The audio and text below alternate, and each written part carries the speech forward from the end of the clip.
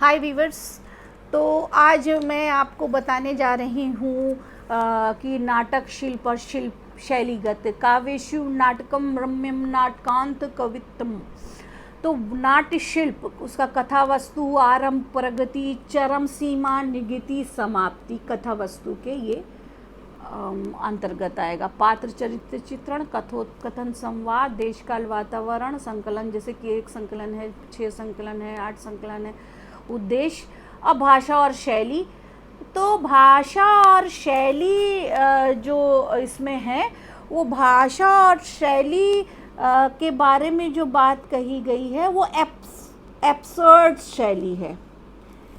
Absurd यहाँ मैं बड़ा करके लिख देती हूँ, एब्सर्ड, ये है एब्सर्ड शैली। तो ये एब्सर्ड शैली आपने देखा, एब्सर्ड शैली देखा आपने। तो ये एब्सर्ड शैली रहता है कि भाई व्यवस्थाएं जो चल रही हैं वो व्यवस्थाएं ही रहेंगी, उसको चेंज नहीं किया जा सकता, जो शाश्वत है उसका इलाज नहीं है। तो एक और द्रोणाचार्य में एब्सर्ड शैली का प्रयोग किया गया है और ये शैली कहती है कि जो व्यवस्था समाज की है उसे वैसे ही चलने दिया जाए और वह बदल नहीं सकती।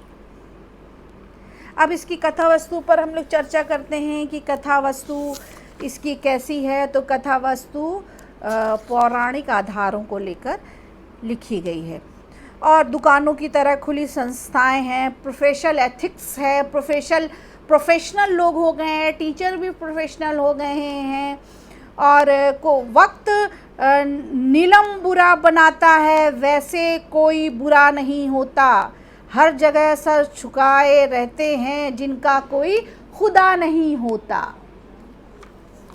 तो इन बातों में अरविंद कहता है कि हाँ, बलिदान करते समय तुम क्या सोच रहे थे। विमलेंदु कहता है, बेवकूफ़, बलिदान शब्द वापस ले, मैं तुम्हारे क्लासरूम में बैठा फर्स्ट ईयर का लौंडा नहीं हूँ जो वजनी शब्दों के माया दर्पण में अपना चेहरा ढांकने लगूँ। मैं शब्दों से परे हूँ, चेहरों से परे हूँ। विमलेंद्र के इस वक्तव्य से ये समझ में आता है कि मनुष्य के जीवन में मूल्य बदलने में सामाजिक, राजनीतिक और आर्थिक विषमताएं जिम्मेदार होती हैं। फिर वह अपने परम मित्र के द्वारा जब एकलव्य दुखी हो जाते हैं तो वह स्वीकार कर लेते हैं कि जीवन में ऐसा ही होता है। एक लूट कर पूर्ण हो गया, दूसरा लुटाकर भी रिक्त हो गया। क्योंकि गुरुदेव आपने अंगूठा क्यों मांगा, क्यों क्रूरता की। तो वो कहते हैं, एकलव्य का अंगूठा बने रहने का अर्थ समझते हो, धनुर्विद्या पर उसका अधिकार हो जाता, धीरे धीरे उसकी जाति का अधिकार हो जाता, शक्तिशाली होने के बाद ये क्षत्रियों से स्पर्धा करेंगे और परिणाम होगा वर्णाश्रम धर्म पर संकट। उसका अंगूठा छीनकर मैं इन संभावनाओं को हमेशा के लिए समाप्त कर दूंगा, समझे। नहीं अर्जुन, तुम्हारी प्रतिभा स्वयंभू है, तुम उसके सामने नहीं ठहर सकते। आपके रहते? वह अर्जुन प्रश्न करता है। हाँ, मेरे रहते। तो इस तरीके के संवाद हैं। झूठी आदर्शवादिता है, कच्ची मानसिकता है, भ्रष्टाचार है और आत्मग्लानि भी है। युद्ध का कारण और समाज में सारी गंदगी विषमताओं का कारण बालकों के संस्कार हैं, ऐसा कहना है। मैं द्रोणाचार्य नहीं हूँ, अरविंद कहता है। प्रोफेसर अरविंद कहता है, मैं द्रोणाचार्य नहीं हूँ, मैं अरविंद हूँ। प्रोफेसर अरविंद, बकवास, तू द्रोणाचार्य है, कौरवों की भाषा बोलने वाला, युद्ध में भी उसका साथ देने वाला।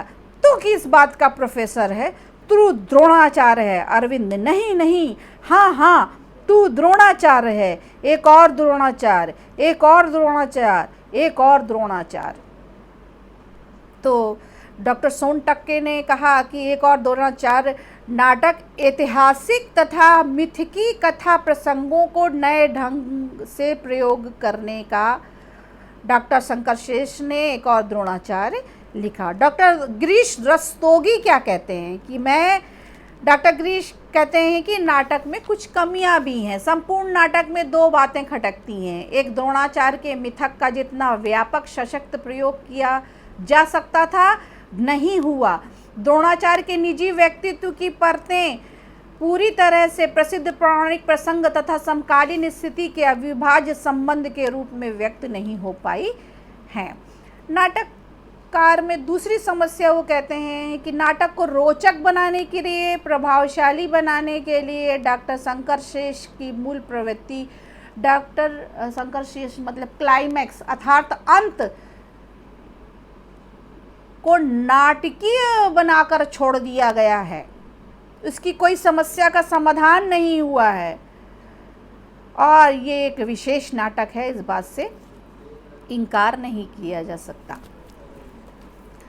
तो व्यूअर्स, आपने देखा कि मैंने इसके बारे में ये लास्ट वीडियो, तीसरी वीडियो बनाई और इस वीडियो में मैंने कहा कि कोई भी शिक्षा क्षेत्र की समस्याएं हैं, उन समस्याओं को एक और द्रोणाचार्य शंकर शेष के नाटक में उठाया गया है। हमने इस पर 3 वीडियो बनाई। पहली वीडियो साठोत्तरी या समकालीन नाटकों पर, दूसरी उसके कथ्य पर और तत्व पर, तीसरा नाटक शिल्प और शैलीगत पर पूरी चर्चा। इन 3 वीडियो में पूरी तरीके से खुलकर शंकर शेष का एक और द्रोणाचार्य सामने आ गया है। अगर व्यूअर्स आपको अच्छा लगे और आपको लगे कि कुछ आपका ज्ञानवर्धन हुआ तो ज़रूर मुझे कमेंट्स करिएगा और मुझे अच्छा लगेगा अगर मुझे कमेंट्स करेंगे। आप अच्छा भी कर सकते हैं और अगर आपको जो चीज़ें नकारात्मक लगी हों, जो चीज़ें आपको समझ में नहीं आई हों, उसके बारे में आप मुझे ज़रूर लिखिए। आगे के वीडियो को मैं और अच्छे तरीके से अध्ययन मनन करके, उस पर रिसर्च करके, 2-4 पुस्तकें पढ़कर फिर मैं उसके बारे में आपको बताऊंगी। Thank you viewers, thank you very much.